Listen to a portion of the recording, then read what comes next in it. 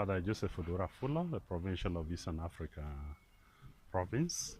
Eastern Africa covers 6 countries: Kenya, Uganda, Tanzania, Ethiopia, Sudan, and South Sudan.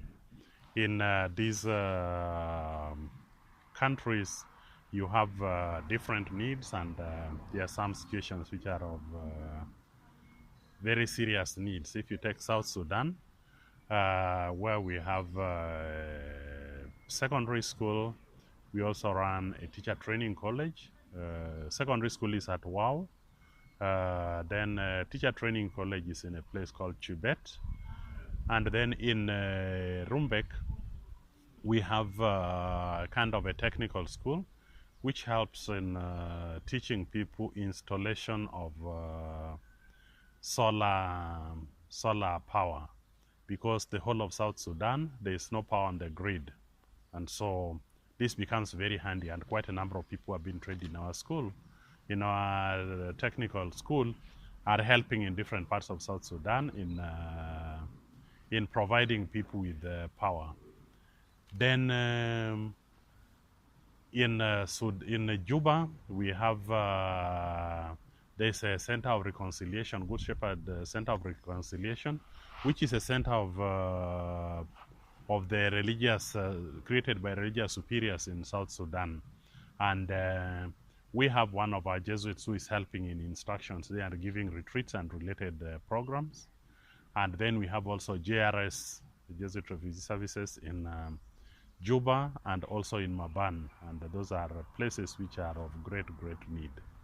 The major thing in South Sudan is education, and getting people the basics of plumbing and electrical work and related things. You get people from Kenya and Uganda, but you don't easily get people from South Sudan. And so these are some areas that need really strengthening. The other part is in Ethiopia. In Ethiopia, we have a school which has gone kindergarten, primary. It has reached the end of primary, and we are looking towards setting up a secondary school. In Ethiopia also, there is a great need. We have a retreat house in Debre Zeit, which now is being developed.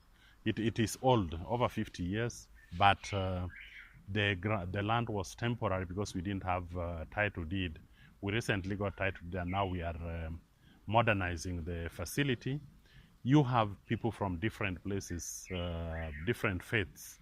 You have the Orthodox, you have the religious, Catholic religious, you have the diocesans, you have lay people. They come and they pray at the Brezet Galilee Center, and this is very significant. There is displacement, people going out of their country, which are refugees, but then there's internal displacement, which is even more serious.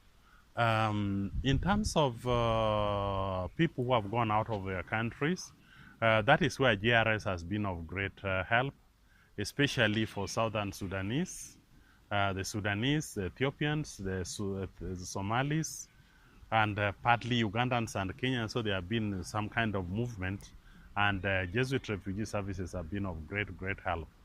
In Kenya, they are in Kakuma refugee camp, where they offer education and also some other psychological support.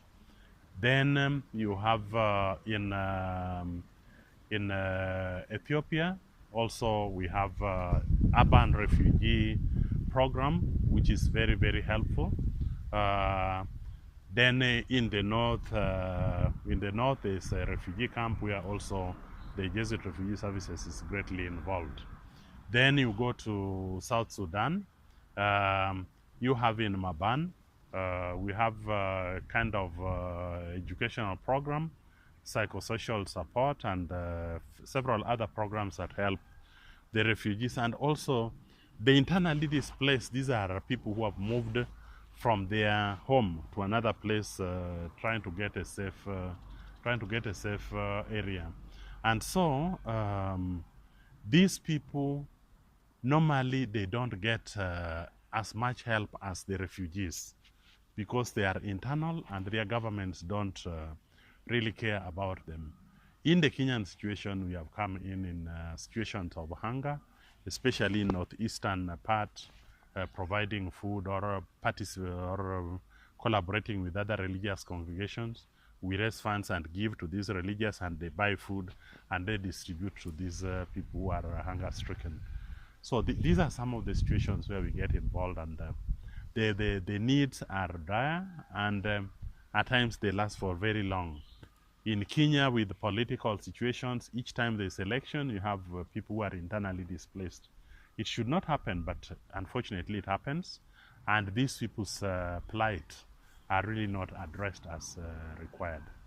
Already in different places in Dodoma, we have a youth center that has been there for a long time, and we have had it modernized, and you have a place where the youth can come and discuss and play and do all sorts of things. In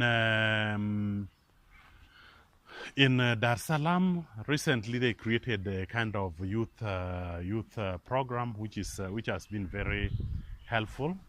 In Malindi, where we recently set up a parish, already they have created a youth program which draws the youth from different parts of the town. Then in Kampala, 2 years ago, the Archbishop of Kampala requested us if we can kind of help him run the youth program within the diocese. I had one of the Jesuits assigned to look at possibilities of how we can work on this, and he found the matter complicated. We are giving it a new look, and maybe very soon we'll have kind of an orientation on how to set up a program, how we can work closely with the bishop in dealing with the plights of the youth, especially in Kampala.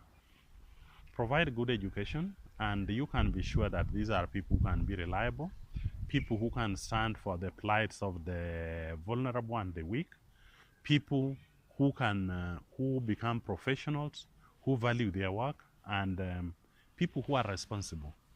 So education is really the core. And if we can lead in providing good education, we'll be a step ahead in terms of dealing with the youth. Just the other day, we had the Bishop of Chinoy talk to us.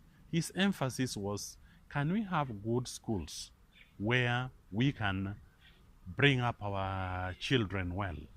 And when we bring up our children well, we can be sure of the future. Actually, with good education, because we need also vocations to the society.